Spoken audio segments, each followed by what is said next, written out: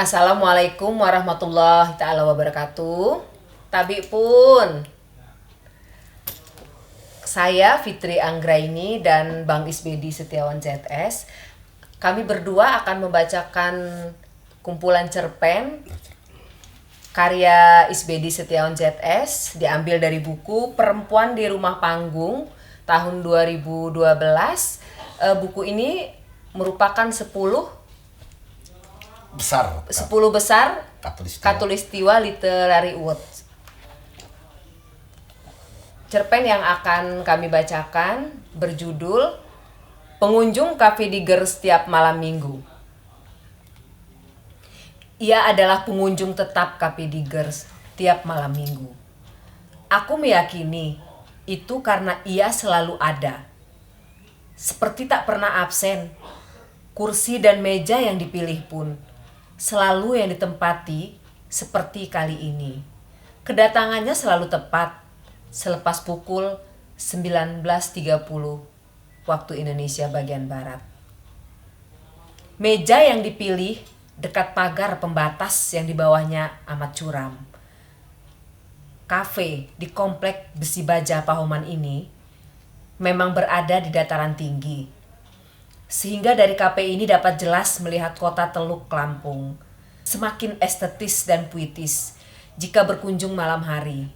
Lampu-lampu di bawah sana layaknya kunang-kunang, binatang yang kau kira mopong bintang. Karena itu, pastilah sudah ia pertimbangkan memilih meja dan kursi di dekat pagar di bawah atap langit. Kecuali mungkin saat datang hujan, aku pernah sesekali melihatnya saat hendak menempati kursi tiba-tiba hujan jatuh, ia segera memilih tempat lain. Sesudah hujan reda, ia kembali ke kursi itu. Aku heran, apakah ia sudah memesan kepada pemilik kafe untuk kursi dan meja itu? Atau jangan-jangan ia membawa sendiri dari rumah? Dugaanku konyol. Sesaat setelah duduk, ia akan mengeluarkan sebatang rokok filter. Rokok pertama itu akan dilanjutkan dengan episode selanjutnya. Aku pernah cari tahu dari pelayan soal dia merokok dan menghisapnya di sana. Dengan senyuman, pelayan kafe yang manis itu menjelaskan bisa habis sebungkus. Kadang-kadang bisa lebih. Saya sering membawakan sebungkus rokok yang dipesannya, jelas pelayan itu. Memangnya kenapa, Mas? Oh, tidak apa-apa. Terima kasih. Oh ya, apakah ia datang ke sini bersama lelaki? Tanyaku kemudian. Setahu saya selalu sendiri. Sekalipun tak pernah datang bersama kawan. Tanyaku. Entah juga, mungkin ketika saya sedang off. Saya kurang tahu apakah dia datang dengan kawannya. Tetapi selama saya kerja tiap malam minggu, dia selalu sendiri. Maaf mas, saya harus kerja lagi, kata pelayan itu kemudian berpamitan. Aku mengangguk. Maaf, saya sudah mengganggu, terima kasih, ujarku, sambil memberi tips Rp50.000 ke tangannya. Sungguh, tamu Cafe Diggers satu ini telah menyita perhatianku. Keberadaannya membuatku penasaran, ingin tahu lebih jauh. Aku mau memahaminya lebih dalam. Seperti sebuah puisi, ia berselimut misteri dan perlu dikuliti maknanya. Tapi perempuan selalu begitu. Ia amat rahasia. Itulah kekuatan yang dimiliki wanita. Sehingga kaum lelaki akan berupaya mengejar simbol-simbol di dalamnya. Selalu tak habis-habis dimaknai. Setiap kali makna akan terkuak. Pesan kawanku yang penyair terkemuka tatkala kuceritakan masalahku ini. Siapa perempuan itu yang kini menjadi objekmu, sobat? Lanjutnya. Kalau aku tahu, tak mungkin aku bertanya padamu. Dan ia bukan objekku, tapi sudah menjadi subjek. Jawabku menegaskan. Oh, subjek. Sejak kapan perempuan tak lagi objekmu? Sindir si penyair, sahabatku. Sudahlah, objek atau subjek tak begitu penting saat ini, kawan. Kira-kira apa yang ada di pikiran dan perasaanmu tentang dia setelah kau amati sejak tadi? Aku sengaja mengajak sobatku ke kafe ini. Aku berharap dengan intuisi seorang penyair, ia bisa membaca simbol, majas, diksi, serta gestur pengunjung kafe yang selama ini mengusik perhatianku. Yang ada di dalam pikiranku, perempuan itu datang ke sini tiap malam minggu karena ingin menunggu orang memperhatikannya. Dan kau, kunilai sudah masuk ke dalam harapannya. Kemudian, dari perasaanku, sesungguhnya dia berharap ada pengunjung lain mendatanginya dan menemaninya. Tetapi itu hanya angan-angannya, sebab justru ia lebih suka sebagai puisi itu sendiri, menyimpan misteri. Apakah selalu begitu tiap perempuan? Dia hadir dengan misteri lalu pergi membawa rahasia-rahasia. Tanyaku makin tak paham dan berharap temanku ini menguakkan ketak mengertianku. Bahkan hampir serupa maut, perempuan menyimpan rahasia. Dia adalah kematian itu sendiri. Jangan dimaknai sebagai maut yang maujud. Kau barangkali sering mendengar karir seorang lelaki bisa bagus dan hancur oleh perempuan. Bukankah begitu? Itulah makna yang mau kusampaikan. Jelas kawanku. Makin pening aku diskusi denganmu. Aku mengajakmu ke sini untuk memberi apa yang kuinginkan soal perempuan yang telah membuatku beberapa pekan ini menyita pikiran, perhatian, dan seperti mendapatkan pekerjaan rumah dari seorang guru. Bukan ilmu filsafatmu. Si penyair sahabatku itu hanya tersenyum, tak acuh, lalu asik dengan permainan rokok di tangannya. Pengunjung kafe yang tengah kuamati bangkit dari kursinya.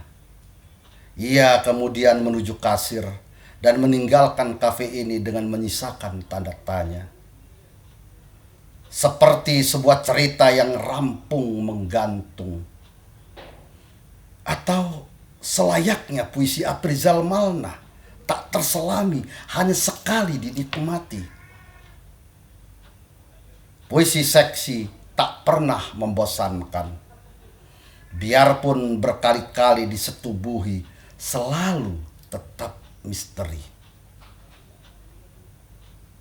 Begitulah pengunjung Cafe Diggers itu yang datang tiap malam minggu selepas pukul 7.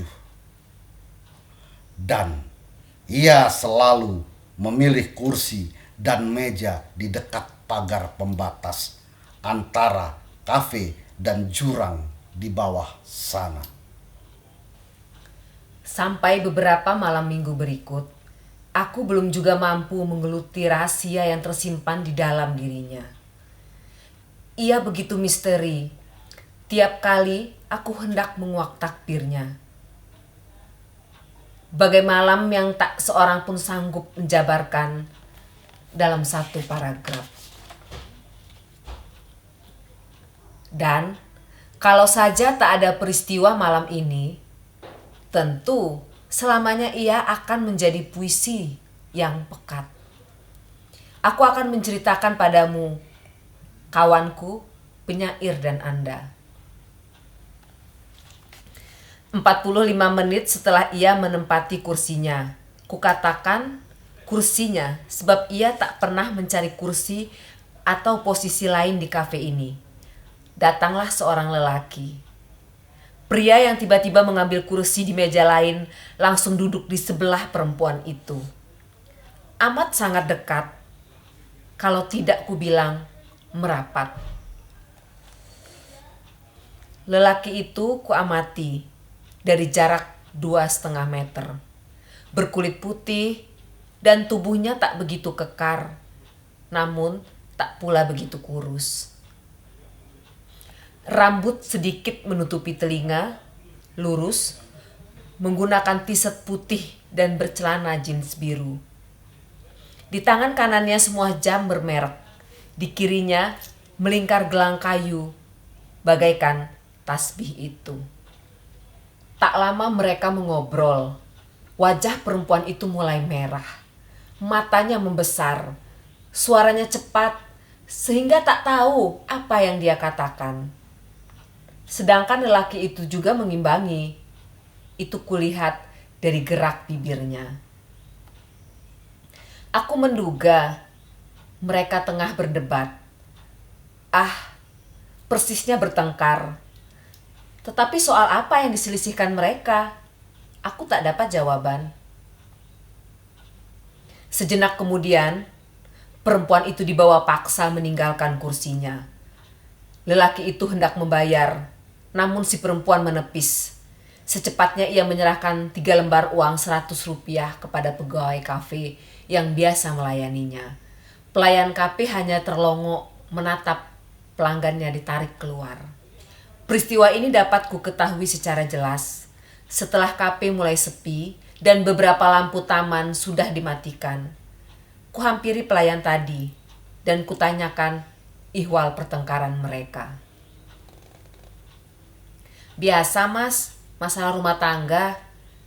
Tak pernah ia dijemput suaminya, apalagi dengan cara kasar seperti tadi. Oh ya? Itu suaminya? Kenapa bisa terjadi di sini? Kenapa tak baik-baik diajak pulang? Kalau mau kasar kan sebaiknya di rumah saja. Maaf mbak, bukan berarti saya menyukai kekerasan di rumah tangga, kataku ingin meralat. Kalau saya dengar tadi, ya lelaki itu suaminya. Sepertinya sedang ada masalah. Ya, saya juga sempat mendengarnya. Perempuan itu menyebut selingkuh dan nama perempuan. Sesudah itu kami diam. Pelayan itu minta izin karena hendak menutup kafe.